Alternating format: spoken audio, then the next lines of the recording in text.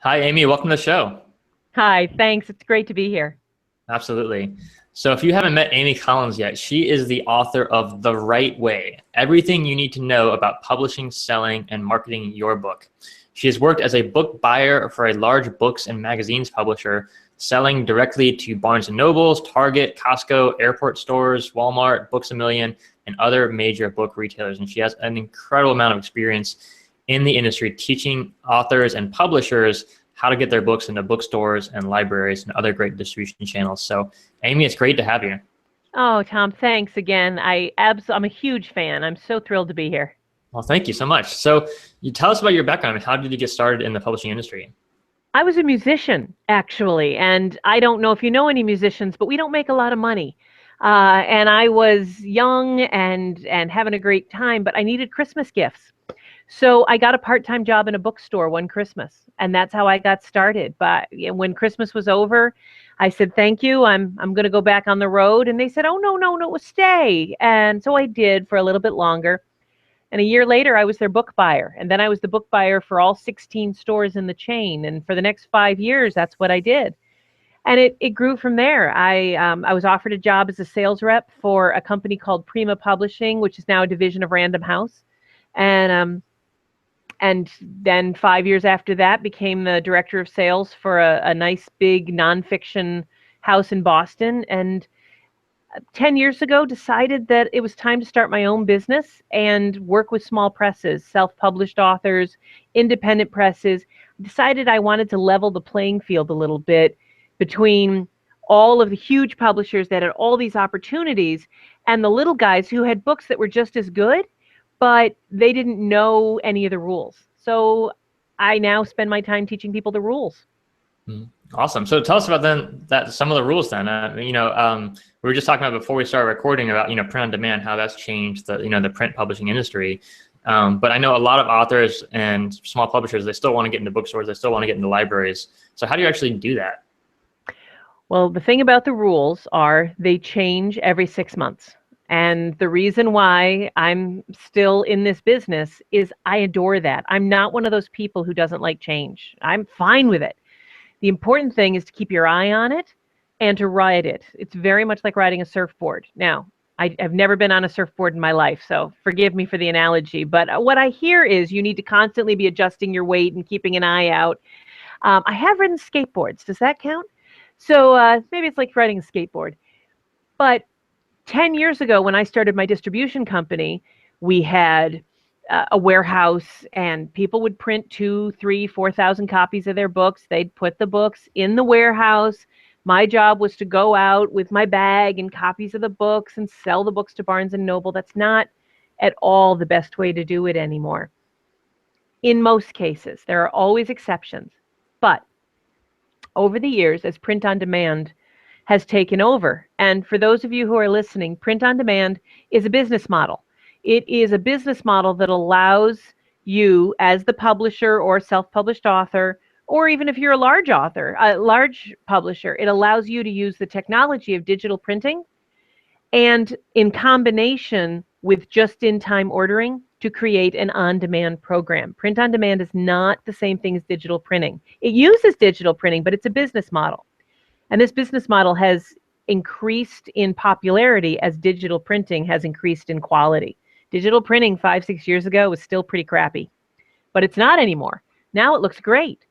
So I eventually gave up my warehouse and now I just work with print on demand folks because if your book is 300 pages or less, if it's black and white, if it's a children's book in color, but smaller page count, 48 pages or so, print on demand is a wonderful way to make a couple bucks per book, which is all you should expect anyway, and take all the risk out of it. You don't need to print 3,000 copies, 4,000 copies.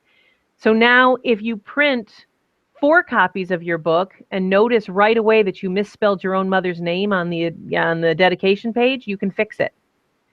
I was publishing a series of books for Borders. I don't know if you remember Borders, but before they went out of business, I did a book for them and we misspelled the author's name on the title page. I had to reprint all 10,000 books. That Oh doesn't man. happen with print on demand. Yeah, that's what I love about the digital publishing revolution is that, yeah, the changes are so easy now that you can make edits, so quickly, so easily and instantly. You have all that change, and you don't have to have all the inventory too. I mean, when I first started learning about self-publishing 10 years ago, we didn't have print on demand. It was like, you had to spend 25 grand minimum, to get your books printed as a self-published author. And, for me at the time, that just was not feasible. And for those of you out there who are saying, yeah, but I want my book in libraries or I want my book in bookstores, in the last 2 or 3 years, those constraints are off. My clients are all in Barnes and Noble. My clients are all print on demand, but I'm here to tell you, I recently took a look at the numbers. Over 80% of my clients are sitting on the shelves of Barnes and Noble. 100% of my clients are sitting on the shelves of a few libraries, sometimes hundreds of libraries. The rules of print on demand keeping you out of libraries and bookstores, that's over too. That's changed. You got to have a good quality book. Cover needs to be professionally designed. You can't put out, junk. But if you've got a quality edited book with a quality design package, print on demand does not keep you off those shelves anymore. Gotcha. So how do you, if someone already has the book print on demand published, how do you actually get into, let's start with bookstores. How do you actually get there? Independent bookstores are growing like crazy. In 2009, according to Bowker, I just pulled these numbers up recently on statistica.com. 2009, there was 1,691 independent bookstores. That number just jumped out at me for some reason. Independent bookstores in 2009. But today, there's over 2,100. There's a huge growth of independent bookstores just in the last 6 or 7 years. Yes, they were declining, but they're on their way back up in terms of number and in terms of power. So don't skip or discount the independent bookstores. And the way to get there, you can approach the American Booksellers Association. They have some wonderful marketing programs that are not very expensive. Get your book into the white box program. Go regional.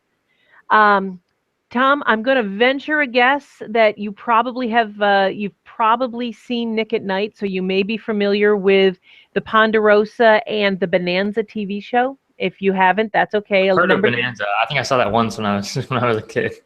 Well, I'm going to assume that you're under 60, but for those of us who are closer to 50, there was a TV show called Bonanza, and the show opened with a map of the Ponderosa, which was their ranch. And it started with this little brown dot in the center. Clearly a candle or something was behind it, and it burst into flames and it spread across the map. That's what you need to do with independent bookstores. Start in your own backyard. Get the independent bookstores in your county, in your state, to stock your book and to start selling them, and then grow from there.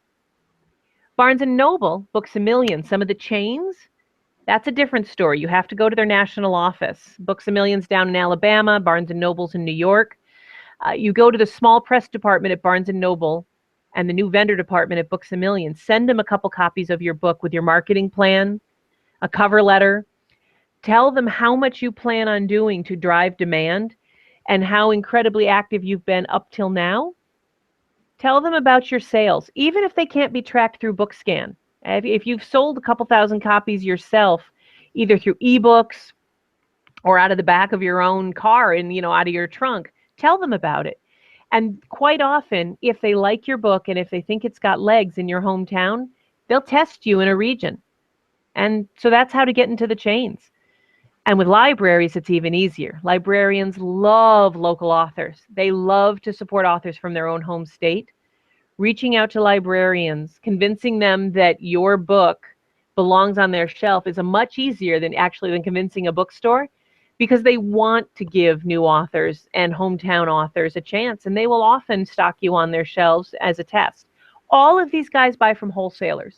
So when you're print on demand through CreateSpace, which is owned by Amazon, you're putting yourself at a slight disadvantage, because bookstores are not particularly thrilled to give Amazon all their money. Actually, they're a little grumpy about it. So do yourself a favor and also sign up for the print-on-demand options at Ingram Spark, also known as Lightning Source. Same company, they're just rebranding. And recently, Barnes & Noble has announced that they've gotten into the print business. And you also want to sign up for, these are all perfectly free, for your own Nook account. And that's at Pubit, PPUBIT.com.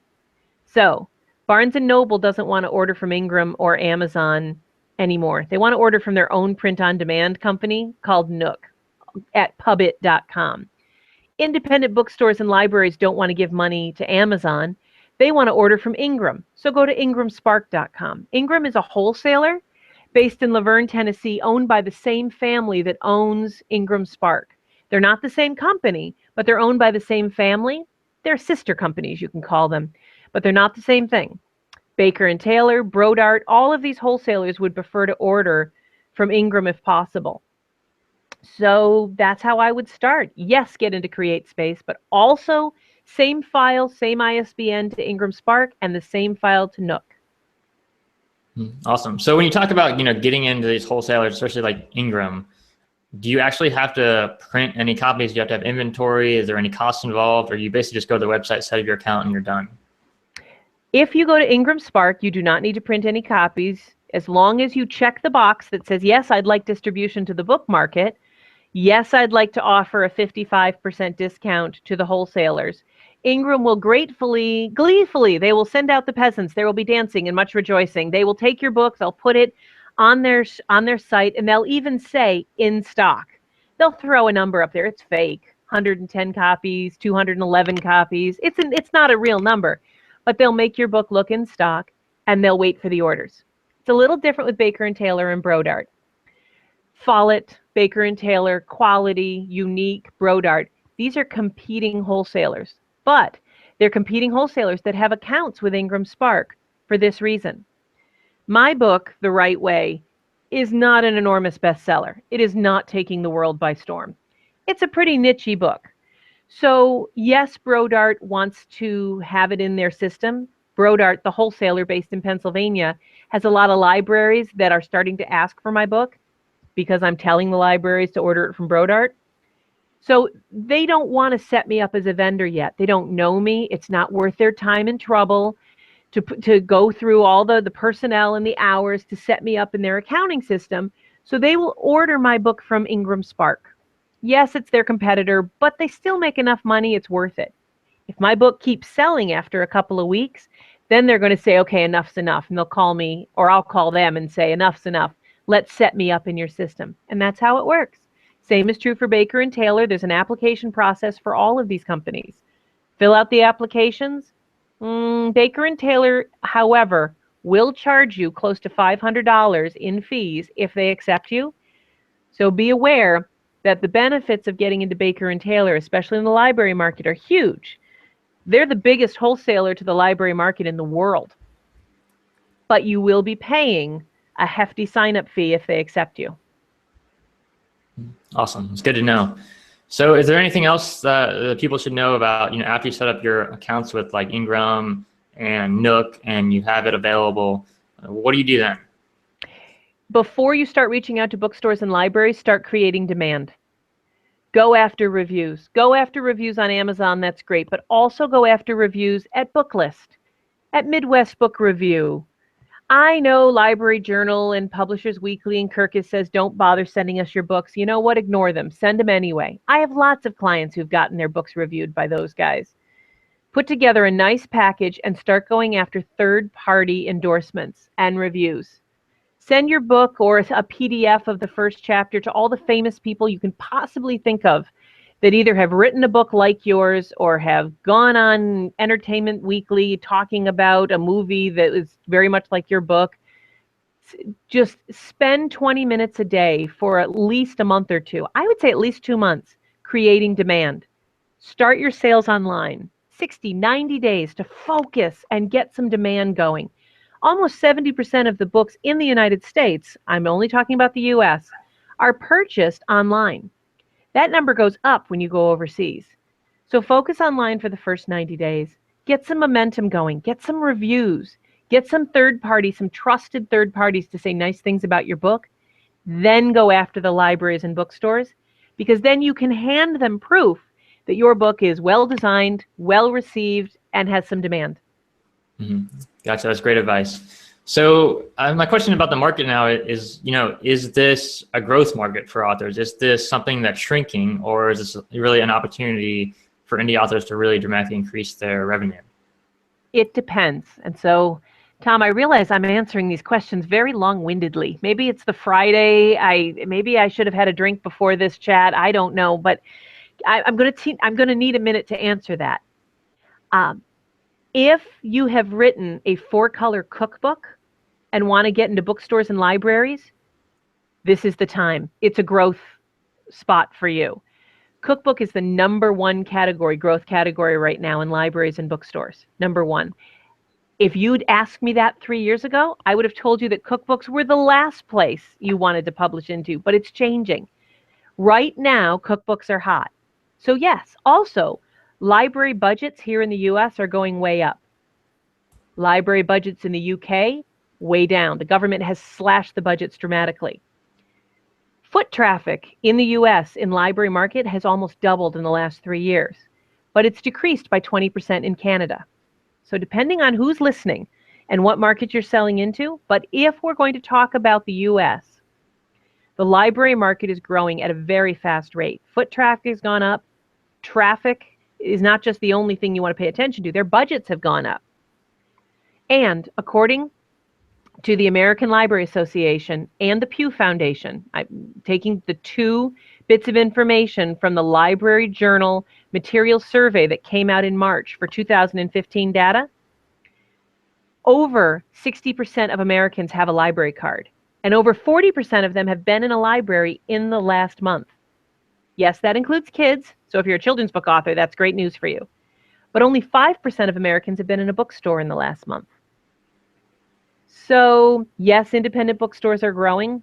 Barnes & Nobles are shrinking. Books A Million are growing.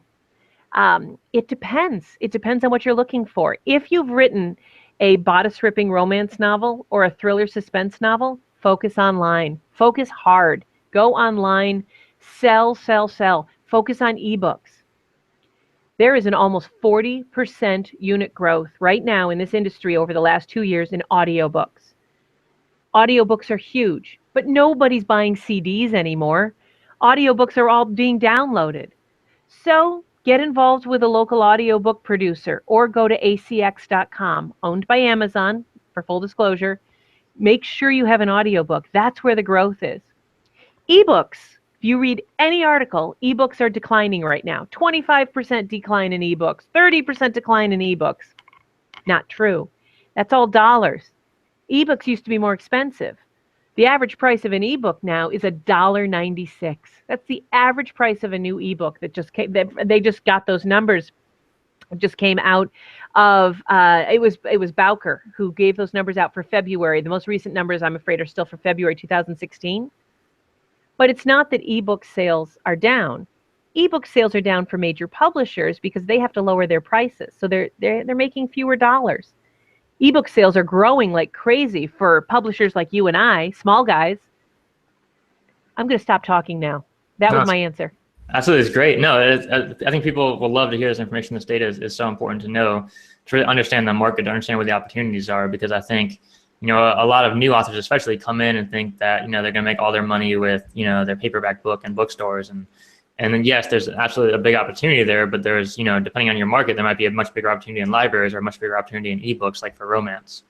And audio. I teach a class with Daniel Hall called the Real Fast Library Marketing Program, where we teach people how to sell their ebook, their audiobook, and their print book into libraries. And our students are selling ebooks like crazy into the library market. And there's no cost for that. They don't have to ship anything. They don't have to do anything. That's awesome. So tell us a little bit about that then. How do you get digital content into libraries? Through wholesalers. And just like wholesalers for print books, there are big guys and little guys. So the 600-pound gorilla is called Overdrive. And if you are a publisher with more than one book, I strongly recommend you go to Overdrive and fill out their new vendor application and try and get in there as a vendor. Because if you can get a direct relationship with Overdrive, you can price your book, you can license your book to libraries. Not all libraries buy books. A number of them will license it for 6 months or for 26 checkouts. And once your book has gone through the licensing period, they'll re-up. It's more money. It's wonderful. So Overdrive is by far the biggest. Axis 360, which is owned by Baker and Taylor, is another one. 3M. 3M was just bought by Cordova. ProQuest. ProQuest, which is owned by Bowker, is one of the largest ebook and ebook content licensors out there. And getting your book and your content into ProQuest is extremely profitable, because what they'll do is they'll take your content and package it with a whole bunch of other similar content by category, and they'll start shipping it out to libraries, and it's passive income for you. Your advice, this is mainly for nonfiction authors for ProQuest, but your advice and your content gets shipped out to libraries all over the country, and just like ASCAP or BMI would do it for musician, you get a nice check sent electronically into your checking account every month. That's awesome. That's really cool. Well, I've also heard about other licensing opportunities, like to large organizations or Fortune 500 companies, other ways to sell books through, those large organizations. Can you tell us a little bit about that? I can a little. I'm not a huge expert in that, but I do know that companies like Libre 123, that there are companies that you can reach out to, Libre 123. I do know there are companies that you can reach out to, and if they approve you, if they like your content, you can provide content to them that they will license to corporations. Most of them will not sign you up until you've proven that you've got more than one book in you. They want to see that you are consistently putting out content. Even if it's not full book format, white papers are fine too. But they're not going to be very impressed. They will check your blog. They will check your publishing schedule. But these corporate salespeople, they only want to take a chance on the authors that they know they can develop a relationship with, that over time will be consistently churning out content. But if you're one of those authors, if you're one of those content providers, it's a great way to get in. Awesome. It's so exciting. I mean, so many amazing opportunities. What would you say for someone new just listening to this who, maybe just thought, I'm just going to publish an ebook on Amazon, and now seeing all these new opportunities, what would your recommendations be of where to focus? Yeah, it's a very old analogy, but I'm going to do it again. And for those of you who have ever heard me speak, I'm afraid I'm going to use the baby analogy again. This is what I would recommend. You gave birth to this book. You spent 9 months, you gestated it, you squeezed it out, you're exhausted. Yay, the baby's there, there was a party, there's probably alcohol involved, and now you have this beautiful book in your hands that you took home. Just like a baby, you have to raise this thing. Nobody would have a baby and then stick it on the shelf and hope it did well. You have to do the same thing, and the way to raise a book is to market it. The way to raise a book is to spend 20 or 30 minutes every day going after reviewers, participating in discussion groups, doing a video blog, creating a little 5-minute snippet for a YouTube channel, whatever your strength is. If you're 87 years old and you're not technically proficient, then hire your grandson to help you. In this day and age, we cannot expect to give birth to books and expect them to raise themselves. Any more than a baby would survive. Your book will not survive. You have to raise it. And that means time and money every day, at least Monday through Friday, preferably 7 days a week to raise this kid. It means getting reviews, participating in discussion groups. It means getting out there. It will not happen overnight. It will mean having 2 boxes of your book in the trunk of your car at all times. So as you drive around, including to your Aunt Edna's, for Thanksgiving, you are pulling into bookstores and you're stopping in and you're giving a free copy of these books to book buyers and saying, I'm from the area. I just thought you might be interested in this book. I'd love to sell some copies to you on consignment. It means not expecting it all to happen overnight, but being willing to invest in this baby. Any more than a baby can eat steak on its 3rd day, your book is not going to be ready for prime time. But you can raise this kid and you can raise this book so that in time, it's not only taking care of itself, but eventually it's going to take care of you. So it's very apt, this analogy, that eventually the book can walk on its own and it'll turn around and start coming over to your place and taking care of you. That's awesome. I love that analogy. That's so great. So where would you focus, Amy? If you were going to come out with a new book tomorrow, where would you focus that 20, 30 minutes a day in marketing? What would be like the first thing you do for that first month? For marketing and promotion, it would be all online. It would be Amazon and bloggers. I have come out with a book recently. I came out with a book just a few months ago. And I am reaching out to bloggers in my industry, the publishing industry and the book industry. And I am constantly saying, can I write a guest article for you? Hey, I have an idea about talking about libraries. Is there any chance I can go on your video show? I'm asking friends of mine to introduce me to friends of theirs. Tom, how did you hear about me? Daniel, yeah. Well, that didn't just happen. And now, guys, I have a book. Okay, sue me. Go buy it. So that's what you have to do. I know that we don't like to sell. Nobody is more demure than I am. I swear to God, I was raised in New England. I don't like to say nice things about myself. I don't like to sell. I'm not a salesy person. But I have a book. It's my job to raise it. It's my job to raise this book. So every day I'm going to send a few emails out asking someone to review my book.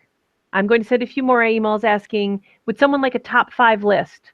Top 5 ways to totally screw up your book. Top 5 ways to totally, make your publisher happy. Would you like me to write a guest article? These are all things that I do every day. I do not skip a day. And it works. That's great. Yeah, I love that. It's fantastic advice. And, I've applied that for myself. Guest blogging has been huge for me. Introductions, to other people in the industry has been huge as well. And, it just makes sense that if you put in a little bit of time every day, you're going to get those results. And, actually you can be amazingly surprised by how quick those results can come if you do it for a month or more. Yes. Yeah, it does work. You can make a living at this, but just like any other business, it's a business. Absolutely, yeah. So I have my own reasons for wanting to do things every day, but I'd love to hear your thoughts on why you say every day. Why not just, do it all for a week or, work 8 hours in one day or something like that? Some people may be more disciplined than I am. I actually am known for my lack of discipline. I'm flighty. I'm not only flighty, but my attention to detail is pathetic. And I know this about myself, and I'm not even remotely ashamed to admit it to anyone who's listening. If I skip one day, I won't do it the next day. I'll say, oh, I'll take the weekend off. And then Monday, I'll get busy on Monday and I'll be doing other things. And then 3 days have gone by and now I'm too embarrassed to promote myself. Now I have 9 emails to send instead of 3. I get overwhelmed, and I have found that the external discipline of not skipping a day. It's the same thing for me with working out. If I skip one day working out, I won't work out again for 3 months. That's just who I am. You may be wired differently, but that's my advice to people. A lot of people are more disciplined than I am, but what's the harm in doing 20 minutes a day? Absolutely. Great advice. So tell us about, for me, I think it's very similar. I'm not very disciplined either. And I've definitely noticed the same thing. If I don't do it every day, and if I skip one day, it's going to turn to 2 and then 3. And then, a month later, I'll look back and man, I should have just kept doing that. Why did I stop? So, yeah. And for those of you who don't have or want to do this for 20 minutes a day, you know how I get myself to do it? I tell myself I'm just going to do it for 3 minutes. I'm just going to send one email. And then I send the one email and I go, well, I'll send one more. But if you don't want to do 20 minutes a day, I'm here to tell you, do 3 minutes a day. Just do something. Just do something once a day. You'll be happy. Yeah, I totally agree with that. I think, well, one of the things I've noticed too is like you just said, like the 3 minutes, just take it down to like the smallest baby step that you have to take and just do that one baby step. And then if you're done after that baby step, that's fine. Take the rest of the day off, do something else. But sometimes you just get in the flow and you do 10 or 20 or 30 and you're just like so excited. I can't wait to, write more guest articles. I can't wait to get more reviews for my book. And so I think that for me is another big benefit of doing it every day is that every once in a while you get super inspired and you become really, really productive if you just keep at it. And if you try and do it 8 hours in one day, you'll get super, super tired and grumpy. Yeah, totally. And that's no fun. You don't want to be grumpy when you're working on or really doing anything. So Amy, tell us about your book then. Tell us about this new book that you just launched. It's called The Right Way. I happen to have a copy right here. One moment.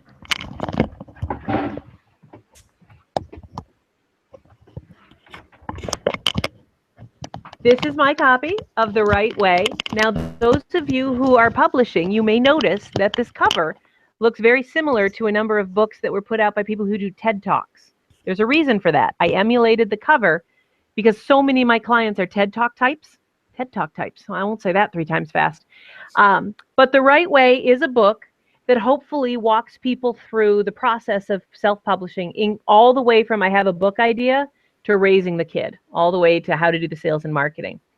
And The Right Way is actually available for free to anyone who wants to sign up for our Real Fast Library Marketing Plan that I know, Tom, you've got an affiliate link to. But anyone who's interested in learning more about libraries and bookstores, I'd love to be of help. This book is a great way to get started. Absolutely, yeah. So actually, we did a webinar a couple weeks ago where Amy, you talked for over an hour about the step-by-step process for getting into libraries. So the links for all that will be in the show notes at publishingprofitspodcast.com. And anyone who wants to learn more about getting your books into libraries, I think that'd be invaluable. I know I had like pages of notes just from that one webinar presentation. So it's a free webinar, and it does teach you a lot about how to get into libraries. Yeah, absolutely. So Amy, any last words of advice for folks, maybe authors just starting out, authors just learning about libraries and bookstores for the first time? Don't quit your day job. Sorry, but my biggest advice is however long you think this is going to take, it's going to take a lot longer. However much you think it's going to cost you a lot more. And however rewarding you think it's going to be, it will be even better. Just do this. Awesome. Beautiful words of wisdom and advice. So thank you so much for being with us here, Amy. I really appreciate it. And last thing, can you just tell us where people can find out more about you and the work that you're doing? If you'd like to reach me, you can come to newshelves.com. New, not old, shelves, what you put books on.com. Or if you want to email me, I'm at info@newshelves.com. Awesome. Thank you so much, Amy. Thanks, Tom.